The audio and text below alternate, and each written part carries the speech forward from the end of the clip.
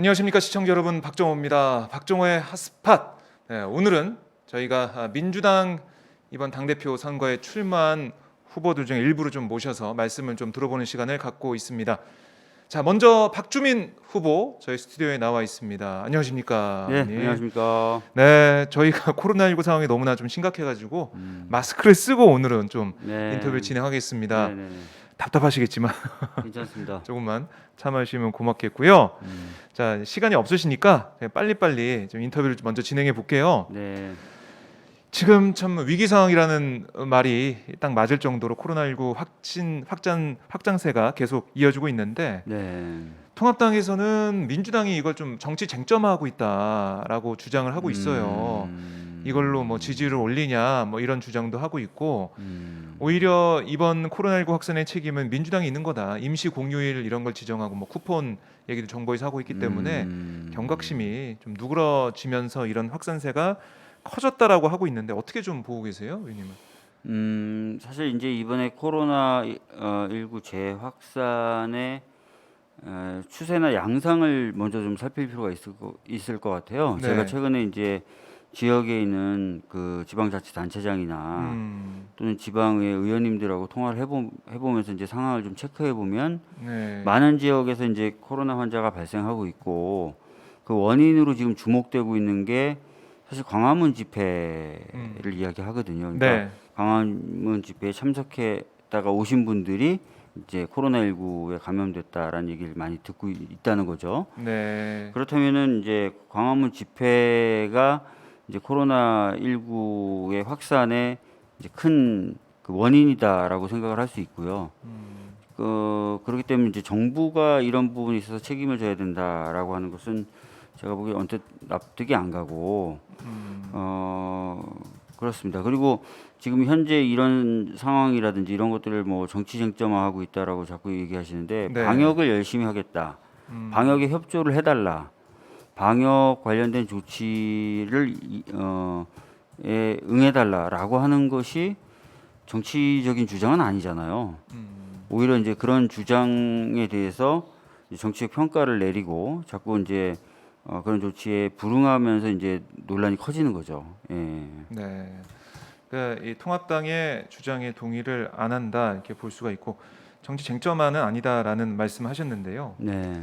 민주당 지지율이 좀 반등을 하고 있는 것 같아요. 이번 주 조사해 보면은 그런 추세가 뚜렷한데, 그럼에도 불구하고 총선 당시보다는 좀 낮아졌다. 네. 그래서 여기저기서 걱정의 목소리가 나오고 있고, 또 이번 반등이 코로나19 상황 때문에 그런 거 아니냐 이런 얘기도 일각에서는 하고 있습니다. 네. 자, 민주당에 대한 기대나 뭐 지지세가 총선 때보다 못하다는 건 사실로 보이는데, 뭐 이 상황 진단과 해법에 대해서 좀 듣고 싶습니다. 예, 사실 지금 상황은 이렇게 볼 수 있을 것 같아요. 지금 무대 위에는 이제 더불어민주당만 올라와 있는 겁니다. 그러니까 20대 국회의 경우에는 무대 위에 이제 더불어민주당과 미래통합당이 같이 올라와 있었죠. 그렇죠. 근데 사실 이제 지금 미래통합당은 무대 아래서 특별히 아무것도 안 하는 그런 마이너스 관리만 하고 있고, 근데 정부 여당인 저희 더불어민주당은 뭐 아무것도 안 하고 있을 수가 없지 않습니까? 네. 각종 현안들을 해결해야 되고 또 여러 가지 개혁적인 조치들도 해야 됩니다. 네. 그래서 이제 무대 위에 올라가 있는 상황이고, 그래서 이제 우리 당이 이제 무대 위에서 국민들이 보기에 아주 훌륭한, 마치 김연아 선수가 피겨스케이팅을 잘 이제 연기를 마치는 것처럼 잘 역할을 이제 하는 모습을 국민분들께 보여드려야 됩니다. 네. 이제 그래서 제가 계속 국민분들과의 소통, 국민분들과의 교감을 강조하는 이유가 바로 이런 정치적 상황 때문에 그런 거예요. 그러니까 무대 위에는 우리만 올라가 있는, 네. 그리고 국민들과 이렇게 마주치고 있는 그런 상황이기 때문에, 그래서 제가 이제 계속해서 말씀드렸던 것처럼 국민분들과 잘 대화하고 소통하고 네. 교감하는 모습들을 좀 더 보여줘야 되고, 그런 부분에 대해서 저희들이 잘 하면은 저는 현재 뭐 지지율 하락이라든지 이런 부분을 회복할 수 있을 것이다라고 생각합니다. 예. 지금 더 어떻게 보면 민주당이 관심을 좀 받고 있고 그럴 수밖에 없는 상황이고, 정부 여당이기 때문에 그런 모습을 국민들이 더 직접적으로 볼 수 있는 상황이다, 뭐 이런 말씀을 하셨는데, 네. 당 대표가 되면 이런 변화를 민주당에 만들어내겠다라는 포부가 있을 것 같아요. 네. 그러면 기자회견 때도 말씀하셨었는데, 이 포부에 대해서 좀 설명 좀 해주세요. 네, 뭐 제가 이제 그 계속 말씀드리고 있는 건 첫 번째는 우리가 피하려 그래도 피할 수 없는 여러 가지 개혁 과제들, 또 해결해야 될 사회적 현안들이 쌓여 있습니다. 저희들이 몸을 살릴 수는 없어요. 네. 이걸 해야 될 수밖에 없는 상황이고, 이걸 더 이상 미루면은 사실 뭐 우리 사회 미래가 뭐 밝다고 얘기하기가 어렵겠죠. 그래서 특히 정부 여당이기 때문에 책임 있는 자세로 여러 가지 개혁 과제들과 현안들을 해결해 나가야 됩니다. 근데 이 과정을 저는 이제 강한 정당을 통해서 해 나가자라고 얘기를 하고 있는 거예요. 제가 말씀드리는 강한 정당이라고 하는 거는 누차 강조해서 말씀드렸던 것처럼 뭐 지도부가 굉장히 카리스마가 있거나 이런 게 아닙니다. 당원들의 모임이 정당인 만큼 당원들이 잘 소통하고 당원들과 당이 잘 소통하고 당원들이 사랑할 수 있는 정당이 저는 강한 정당이다라고 생각합니다. 그래서 강한 정당을 좀 이렇게 만들면 당원들이 굉장히 능동적이고 활기차게 당과 소통하면서 움직이지 않겠습니까? 네.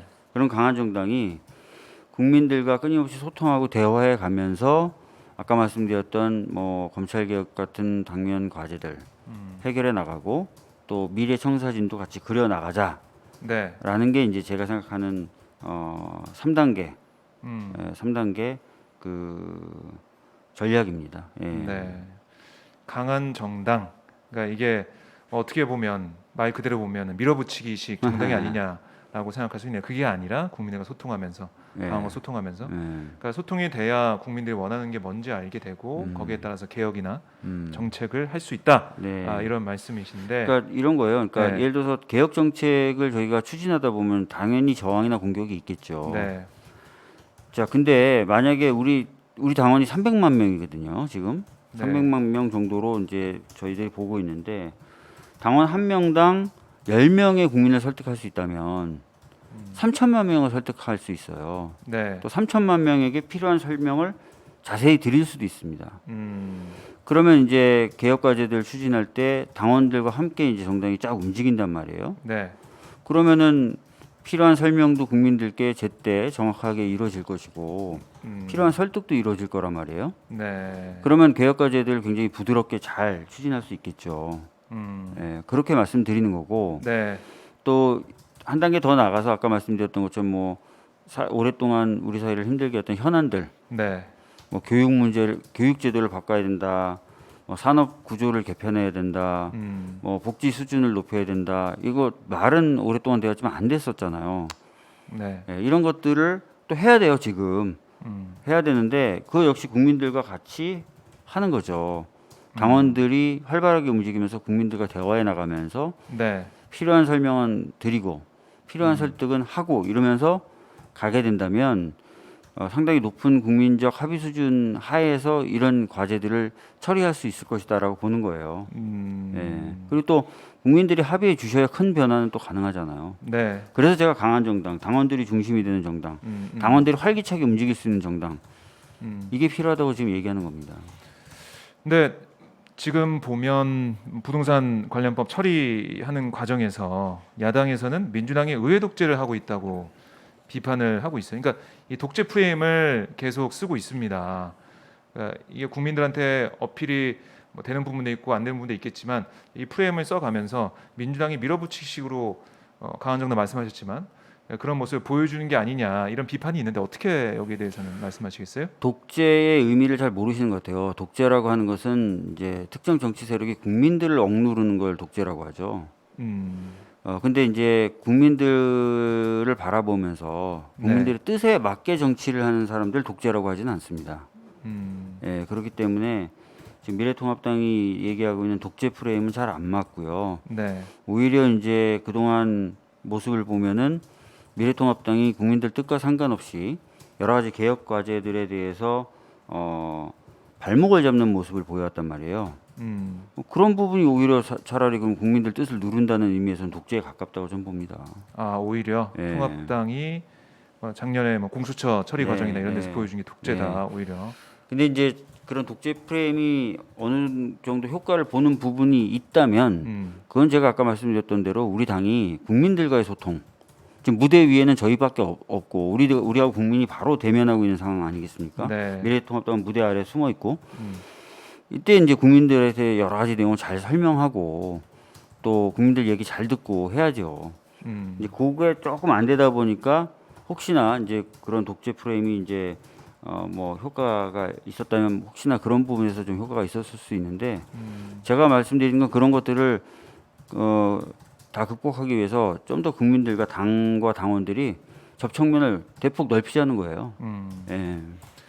다 연결이 되는 그런 부분인데 소통을 더 강화하겠다 계속 말씀을 하고 계십니다. 네, 저희 맞습니다. 방송에 뭐 댓글을 통해서 저희도 이제 방송 소통을 좀 하고 있는데 네네네. 쭉 보시면은 뭐 응원하는 댓글들이 좀 많이 보이네요. 네. 살이 좀 많이 빠졌다고 네. 하시네요.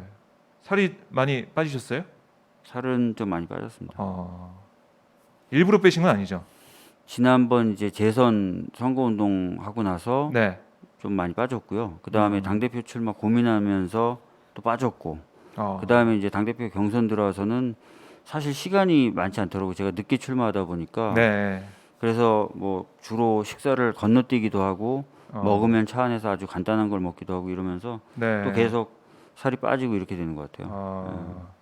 홍삼을 선물해 드리고 싶다라는 댓글도 보이고 있는데 홍삼 집에 있습니다. 예. 자, 많이 또 걱정하는 댓글들을 저희가 잠깐 보고 왔고요. 네. 좀 이어가자면 전당대회 끝나면은 내년 4월 재보궐 선거 얘기가 당연히 나올 수밖에 없을 것 같아요. 바로 아마 나올 겁니다. 바로 나올 텐데 예. 이 문제 어떻게 풀어야 할까요? 제가 뭐 언론 인터뷰를 통해서 여러 번 네. 그 말씀드렸던 것처럼 이제 그 부산 서울 합치면 정말 많은 유권자 분들이 계세요. 네. 뭐 그래서 그분들의 정치적인 선택권을 보장하고 정치적 선택을 받는 것이 오히려 이제 책임지는 정당으로서의 모습을 보여드리는 것일 수가 있거든요. 그래서 당원 당규가 있긴 하지만 어떤 것이 과연 진짜 책임지는 모습인가를 고민해야 되고 그래서 이제 그 당원들과 또 국민들의 의사를 수용하고 반영하고 또 당내에서 여러 가지 토론을 거쳐서 빠른 시간 내에 후보 공천 여부를 결정해야 될 것 같습니다. 빠른 시간이면 언제인가요? 저는 그러니까 이낙연 후보님께서는 12월을 얘기하시던데 네. 12월이면 사실은 그 당의 결정에 대해서 국민들께 설명할 만한 시간도 없어요. 그래서 10월 정도에는 결정을 해야 되지 않을까. 그래서 10월 정도. 예. 네. 그래야 이제 만약에 후보를 낸다면 후보를 내는 이유에 대해서 국민들께 설명도 드릴 수 있고 네. 또 출마할 후보를 결정하고 그다음에 그 후보가 준비도 할 수 있잖아요. 그래서 10월 정도에는 결정해야 될 것 같습니다. 예. 10월. 뭐 만약에 이제 당 대표 되시면 바로 뭐 거의 논의를 해야 되는 그런 수준인데 빨리 결정해서 국민들에게 설명하는 시간이 필요하다. 네. 알겠습니다. 그리고 김종인 통합당 비대위원장 행보 네. 행보에 대해서 많은 칭찬하는 그런 목소리가 나오고 있고요. 특히 광주 5.18 민주묘지에서 무릎 꿇고 사과를 한 모습, 그리고 정은경 본부장을 만나서 방역에 대해서 뭐 신경 쓰는 이런 모습들, 이런 것들이 호평을 받고 있다, 이런 보도가 좀 나오고 있는데 어떻게 보고 계십니까?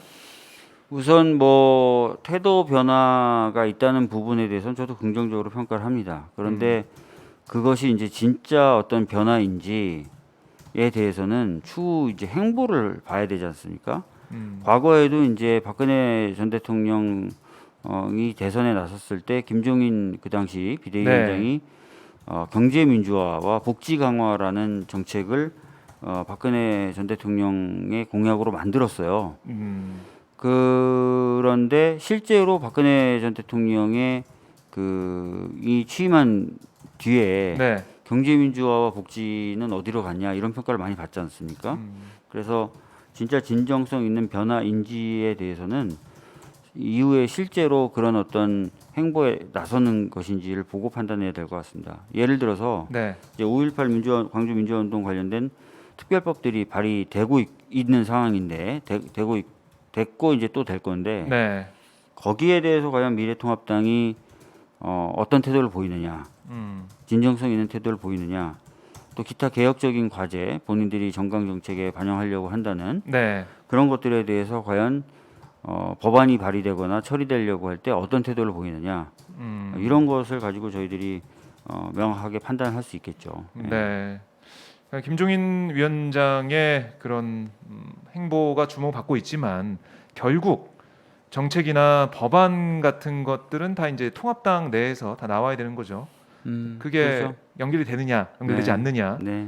그럼 금방 보이겠네요. 5.18 관련 금방입니다. 특별법들이 사실 이번 이제 정기국회 예. 때 태도를 보면 바로 알 수 있어요. 정기국회 때. 네. 알겠습니다. 같이 지켜보도록 하고요. 네. 다른 후보들보다 경륜이 부족한 게 약점이다라는 지적이 계속 나오는 것 같아요. 네. 그 차이가 있게 느껴지는 부분이기도 하고 176석의 거대 여당을 이끌어가는 그런 뭐 선장이 되는 상황인데 네. 재선에 국회의원이 그 제대로 할 수 있겠느냐 이런 얘기도 있고요. 어떻게 보십니까? 사실 이제 그런 부분에 대해서 걱정하시는 분들께 제가 말씀드리는 것들이 좀 있는데요. 네. 제가 초선일 때, 초선 최고위원일 때 했던 일들을 좀 말씀을 좀 드리고 싶어요. 우선 지금 세월호 관련돼서 진상규명을 하고 있는 사회적 참사 특별조사위원회를 만드는 법을 통과시키기 위해서 네. 사실 워낙 저쪽이 아예 논의를 안 해주기 때문에 패스트 트랙으로 최초로 지정을 했습니다. 그 과정에서 사실 이제 많은 동료 의원들이 이게 이제 패스트 트랙으로 지정되면 한 번도 해본 적이 없는 거고, 네. 그래서 일단은 그 한 번도 해본 적이 없는 상태였고, 그다음에 지정이 되면 국회가 파행이 될 것이다. 그래서 많은 의원님들이 반대하셨고 또는 두려워하셨지만 잘 설득해서 지정까지 밀어붙였죠. 그리고 나서 이제 이후에 이제 통과도 시켰습니다. 많이 좀 통과되는 과정에서는 내용이 많이 변하긴 변했지만, 네. 그 다음에 이제 제가 최고위원이 돼서 예를 들어서 일하는 국회법이라는 걸 만들면서 세비 삭감이라든지 국회의원들에게 불이익 주는 조치를 논의할 때 네. 당내 이제 사실은 모든 의원들이 좋아하셨겠어요. 그걸 계속 설득해서 했었던 거고, 검경 수사권 조정안이나 공수처법안을 패스트 트랙으로 지정할 때도 네. 사실은 지정해야 된다. 지정해서라도 통과시켜야 된다는 사람들이 지도부 내에서 다수였겠습니까, 처음부터. 그것도 이제 설득을 해서 추진을 한 거고 하기 때문에 네. 지금 말씀드렸던 몇몇 케이스 말고도 더 있거든요. 그러니까 그런 것들을 초선일 때 그리고 최고위원일 때도 했는데 당 대표가 되면 왜 더 잘 못하겠습니까? 더 잘하죠. 그래서 제가 부지런히 발품 팔고 많은 분들에게 설명을 드리고 설득하고 네. 계속 그렇게 해왔는데 그거 더 잘할 자신이 있어요. 네. 알겠습니다. 이렇게 반박해 주셨고요. 그러니까 강한 정당, 강한 여당 좀 말씀하셨는데 그러면 야당과의 소통은 뭐 안 되는 거냐? 야당과 뭐 소통도 협치 하죠. 안 하는 거냐? 이런 얘기 할 수 있을 것 같아요. 야당과 소통도 합니다. 소통 합니까? 사회적 참사 특별법 통과시킬 때도요. 막판까지 미래통합당도 들어오게끔 하려고 했었어요. 네. 실제로 들어오려고 했었었고, 그 다음에 이제 이번에 김관홍법 네. 20대 국회 말미에 민간잠수사 세월호 네. 참사 때 민간잠수사였던 김관홍 잠수사의 뜻이 반영된 김관홍법 통과시킬 때도 제가 주호영 원내대표를 수차례 찾아갔습니다. 그리고 그 원내 수석도 제가 수차례 찾아갔었고, 그래서 네. 야당과도 일을 같이 그렇게 하는 경우들이 있었다라는 말씀을 드리겠고, 네. 그거 외에도 뭐 지금 말씀 안 드리는 여러 가지 법을 가지고 야당 의원들과 협상도 하고 했었어요. 제가 초선 때도 뭐 최고위원 아닐 때도 했었어요. 저는. 그렇군요. 예. 네. 그러니까 그런 부분에 대해서는 너무 걱정하지 않으셔도 되고, 다만 네. 제가 말씀드리는 게 네. 우리 정치의 목표가 그리고 최고의 목적이 협치가 아니잖아요. 우리 정치의 최고 목표이자 목적은 국민 삶의 개선입니다. 네. 그래서 국민 삶의 개선이라는 목적을 최우선으로 두고 정치를 해 나가고, 협치는 그 과정이죠. 그래서 만약에 이제 상대 당이 그런 국민적 삶의 개선이라는 정치의 최고의 목표를 외면하고 네.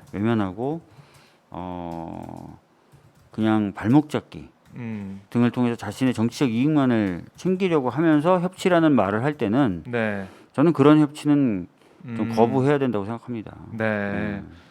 그러니까 협치만을 위한 협치를 안 하시겠다. 안 하겠다. 네, 맞습니다. 네, 이렇게 정리를 해 보죠. 자, 저희가 지금 생중계로 박주민 민주당 당대표 후보와 말씀을 나누고 있습니다. 자, 뭐 경력보다 열정이 더 중요하다 이런 댓글도 보이고요. 협치가 뭐 통합당이 되겠냐 이런 말씀도 있고, 네, 힘내라는 댓글도 있습니다. 많은 또 응원이 좀 올라오고 있어서 좀 댓글 보시면서 힘이 나실 것 같기도 네, 하고요. 네.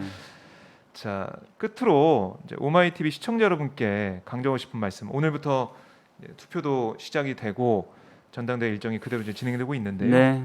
시청자 여러분께 강조하고 싶은 말씀을 끝으로 들어보도록 하겠습니다. 카메라 보시고 말씀하시면 좋을 것 같습니다. 네, 오마이 TV 시청자 여러분, 이렇게 만나뵙게 돼서 대단히 반갑습니다. 오늘부터 더불어민주당 차기 지도부를 구성하는 투표가 시작이 됩니다. 방법이 조금 까다롭긴 하지만 또 이제 온라인에 익숙하신 분들의 경우에는 그리 어렵지 않게 투표를 하실 수 있을 것이라고 생각합니다. 여러분, 제가 하고 싶은 거는 정말 강한 정당을 만들어서 시대를 전환시키고 싶습니다. 지난 수십 년간 우리 사회를 힘들게 해왔던 문제들이 있어요. 그리고 그 문제들을 풀어야 사실 미래도 있고 또 국민 삶의 질에 실질적 개선도 있다고 생각합니다. 그런 문제들을 계속 미래로 미뤄둘 수는 없지 않습니까? 그래서 176석을 국민들이 주신 그 의미 제대로 해석해서 그런 과제들을 해결할 수 있는 강한 정당 만들고 그런 과제들 풀고 이래서 새로운 시대를 좀 교체해 보겠다라는 것이 제 구상이자 포부입니다. 여러분들도 그런 것들을 좀 눈여겨봐 주셨으면 좋겠고요. 미래를 위한 선택, 박주민을 선택해 주셨으면 좋겠습니다. 감사합니다. 네, 후보님 오늘 말씀 잘 들었고요. 네, 결과 같이 지켜보도록 하겠습니다. 네, 열심히 네. 하겠습니다. 고맙습니다. 네. 네. 자, 이어서 10시부터는 김부겸 후보의 인터뷰가 진행되겠습니다. 여러분들 채널 고정해 주십시오.